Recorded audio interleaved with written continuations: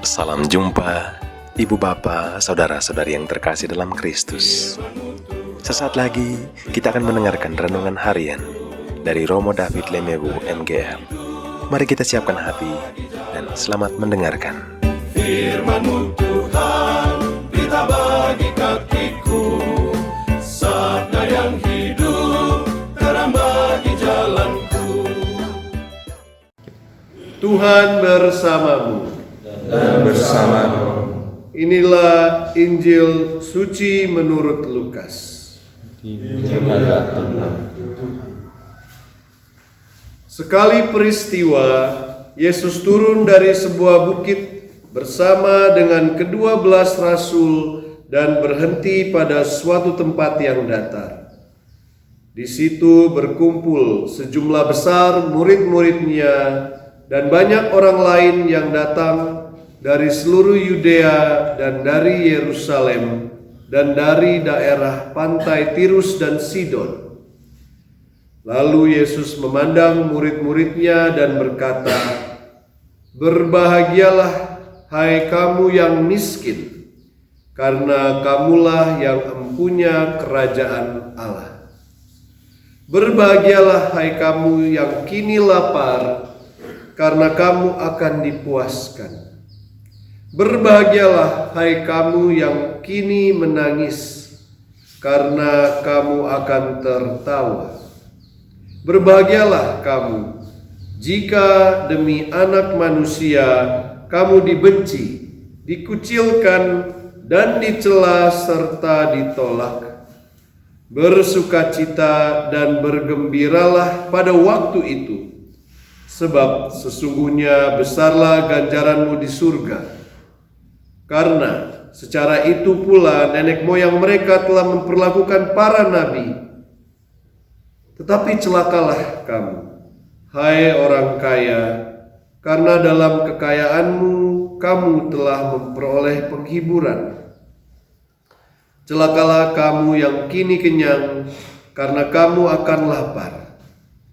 Celakalah kamu yang kini tertawa, karena kamu akan berduka cita dan menangis. Celakalah kamu jika semua orang memuji kamu, karena secara itu pula nenek moyang mereka telah memperlakukan nabi-nabi palsu." Demikianlah Injil Tuhan. Terpujilah Yesus.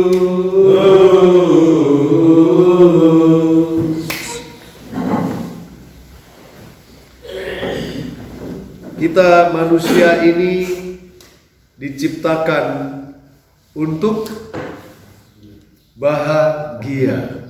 Setujukah Anda bahwa kita manusia diciptakan untuk bahagia? Kalau kita melihat banyak sekali bukti-bukti ketidakbahagiaan di dunia. Kemarin saudara kita sharing bagaimana dia tidak merasakan kebahagiaan di tengah-tengah keluarganya saat dia bertumbuh. Sepertinya itu dia tidak sendirian di dunia. Ada banyak juga kita lihat yang nangis-nangis semalam itu mungkin membuktikan juga ada banyak ketidakbahagiaan di dunia ini. Lalu mengapa saya berani mengatakan bahwa kita diciptakan untuk bahagia? Sabda bahagia yang kita dengar dari Tuhan Yesus hari ini, ya, kita akan lihat lebih dalam. Tapi sebelumnya saya mau kasih satu sedikit background bahwa saya menemukan sebuah buku kecil yang saya beli karena saya teringat kalian waktu di Jakarta. Bukunya ini adalah Happiness and the Four Level of Emotional Happiness. Jadi kebahagiaan dan empat bagian dari kebahagiaan secara emosi. emosi kita. Ya. Bahagia itu banyak, tidak seluruhnya emosi, tapi banyak hal itu diukur oleh perasaan kita. Ya. Dalam buku ini dikatakan bahwa kita mendapatkan kebahagiaan atau kepuasan itu pertama dari level fisik saja. Kalau kita makan, kita bahagia tidak? Ada rasa bahagia kan, senang kita makan, ya. Nah, tapi dia kebahagiaan itu ada limitnya, batasnya. Berapa lama kita rasa senang setelah kita makan?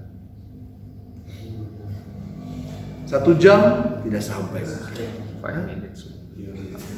15 menit mungkin kita rasa ya cukup puas, bahagia makan, tergantung makanannya apa ya. Kalau sei yang enak dan sate babi mungkin lebih lama sedikit ya. Tapi kalau sudah lapar pun makan yang tidak enak pun jadi membawa kebahagiaan kan. Kira-kira itu level pertama. Tapi dia pendek bahagianya. Lalu yang kedua adalah kebahagiaan karena suatu keberhasilan. Kalau saat kita lulus SMA, ada perasaan bahagia tidak? Ya, lebih panjang daripada perasaan bahagia saat selesai makan. Kalau menerima hasil tes ujian atau kuliah dan hasilnya mendapatkan A, berapa lama kira-kira kita rasa senang? Gitu? 1 minggu? 1 minggu ya. Tadi 15 menit, sekarang jadi 1 minggu.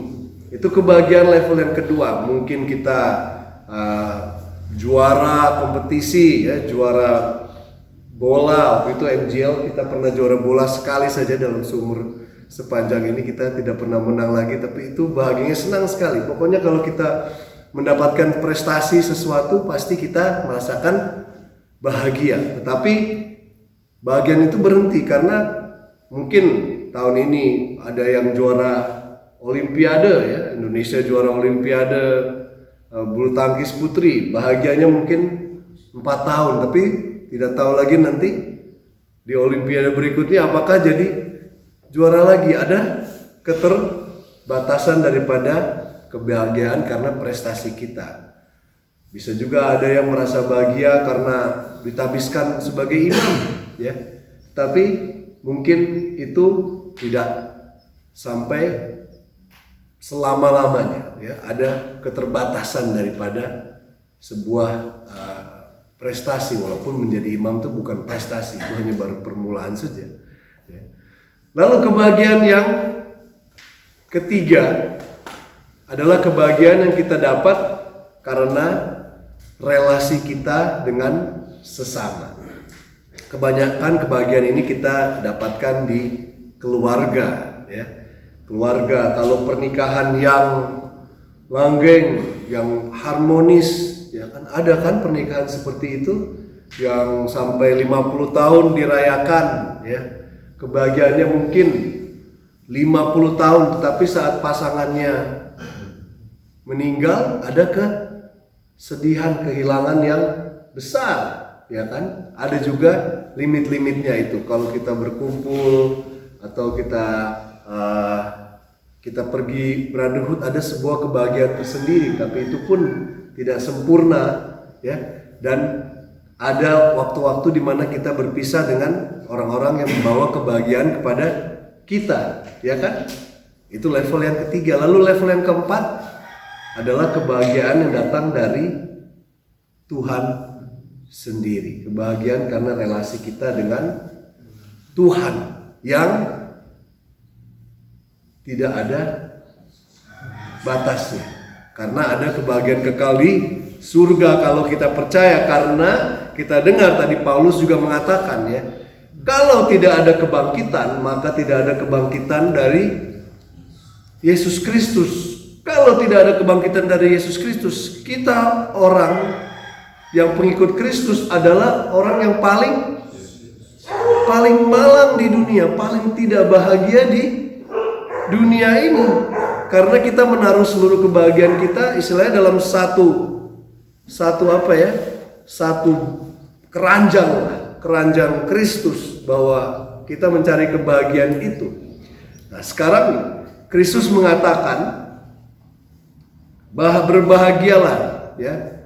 Berbahagialah orang yang miskin. Kalau di sini dikatakan miskin saja. Kalau di Injil Matius miskin di hadapan Allah, masih lebih sopan sedikit. Kalau ini dikatakan berbahagialah orang yang miskin karena dialah yang mempunyai kerajaan Allah, ya.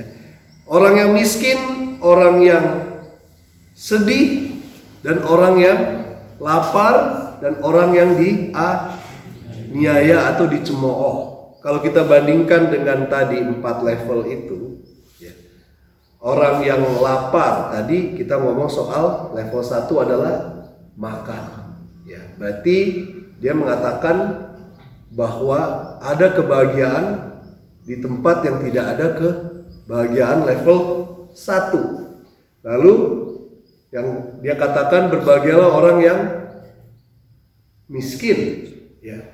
Miskin itu bisa dilihat dari mungkin level 1 dan 2, ya. Kalau orang yang berprestasi, orang yang berhasil, dia pasti tidak miskin, ya kan? Dia mendapatkan sesuatu, ya kan?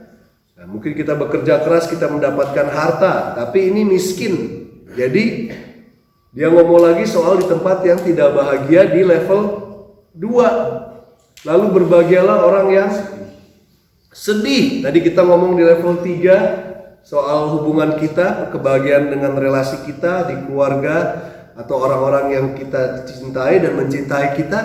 Tapi saat bersedih berarti ada perpisahan, ya kan? Limit daripada kebahagiaan level 3 itu di mana lalu dia katakan berbahagialah pas saat sudah mencapai limit kebahagiaan level 3, ya kan? Lalu berbahagialah orang yang dianiaya dan dicemooh karena aku. Kalau kita melihat bahwa kita ada kebahagiaan dengan relasi kita dengan Tuhan, tapi tahu-tahu saat kita dicemooh dan dianiaya, lalu dia bilang lagi masih ada kebahagiaan.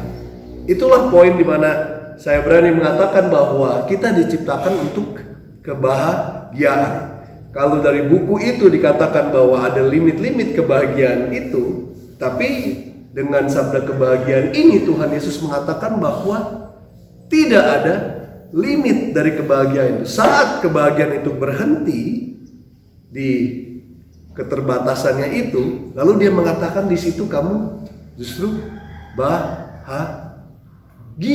Ada kebahagiaan yang lebih lagi, ya. Saat kita sudah menemukan kebahagiaan lalu dia habis kebahagiaan di dunia, lalu ada kebahagiaan yang lebih lagi.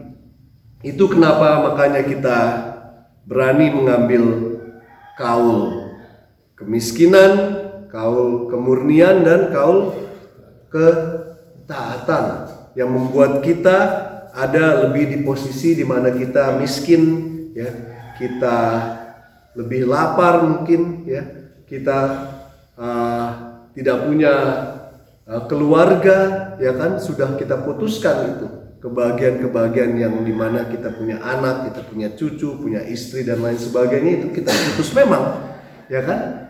Kita tidak mendapatkan kurang lebih kebahagiaan itu. Tapi Yesus menjanjikan di makna kartanya bahwa kita ada kebahagiaan di situ. Kalau kita memang beraspirasi, dan kita sudah juga yang menjadi seorang Romo, itu ada suatu mungkin enigma, ya, bahwa saat di interview atau di riset, ya, profesi ini kita sebenarnya bukan hanya profesi, tapi dianggap profesi lah, pastor dan dokter gigi apa semua, ya. Pastor itu yang mengatakan level kebahagiaannya itu paling tinggi. Jadi kepuasan daripada profesinya, dia mengatakan saya bahagia. Yang bilang saya bahagia atau sangat bahagia itu, pastor itu adalah juga yang paling tinggi. Tapi secara bersamaan juga dikatakan bahwa setelah diriset di antara para pastor juga ya ditemukan level ya kematangan emosi yang cukup rendah. Kita dikatakan kurang matang emosinya ya. Tidak tahu apakah itu karena dinamika hidup Pastor Projo yang sendirian hidupnya ya, dan juga kalau kita namanya sudah punya paroki atau punya itu seperti kerajaan sendiri dan tidak ada yang mungkin mencek kita. Saya tidak tahu. Kalau kita mencoba, makanya kita hidup berkomunitas itu supaya kita juga ada yang melihat bagaimana kita mengatur emosi kita. Apakah kita main hajar saja, kita punya umat dan lain sebagainya. Pernah kan terasa kalau pastor paroki yang rasanya agak aneh, ya kan? Secara emosi, ada kan seperti itu, ya. Nah, tapi kita tidak mau seperti itu, makanya kita mencari cara bagaimana kita juga bisa bertumbuh dan kedewasaan emosi kita itu mencapai level yang bukan hanya cukup saja, tapi lebih dari cukup. Ya, kita mau melihat level-level itu di mana kita ya mendapatkan cukup bahagian yang secara duniawi juga, sehingga tubuh kita tidak mencari kebahagiaan yang tidak sehat di tempat-tempat lain ya. Dan secara bersamaan kita juga mau membuka diri kepada kebahagiaan yang lebih lagi. Saat kebahagiaan dunia tawarkan sudah habis, Tuhan Yesus menjanjikan kebahagiaan yang lebih lagi. Bagaimana kita bisa mendapatkannya, merasakannya, ya itulah kita mau bertumbuh terutama secara emosi kita, ya, dimana kita lebih mengenal bahwa dari kebahagiaan itu artinya apa? Artinya kita tahu bahwa kita dicintai oleh Tuhan, ya, dan sesama, dan Tuhan lewat sesama, lewat semua yang Dia ciptakan. Artinya sabda kebahagiaan ini membuat kita menjadi seorang misionaris cinta kasih Allah, tetapi bukan misionaris yang pertama-tama memberikan cinta Allah dulu. Sebelum kita menjadi misionaris cinta kasih Allah yang memberikan cinta Allah, kita mesti menjadi misionaris cinta kasih Allah yang pergi di kedalaman diri kita sendiri, di dalam kedalaman perasaan kita, jiwa kita, pikiran kita, sehingga kita tahu bahwa sungguh kita diciptakan untuk kebahagiaan. Baru kita bisa membagikan kebahagiaan itu kepada sesama kita dan menjadi misionaris cinta kasih Allah yang berguna, yang efektif, yang membawa cinta kasih Allah, karena pertama-tama kita sudah merasakan kebahagiaan dari cinta kasih Allah itu terlebih dahulu.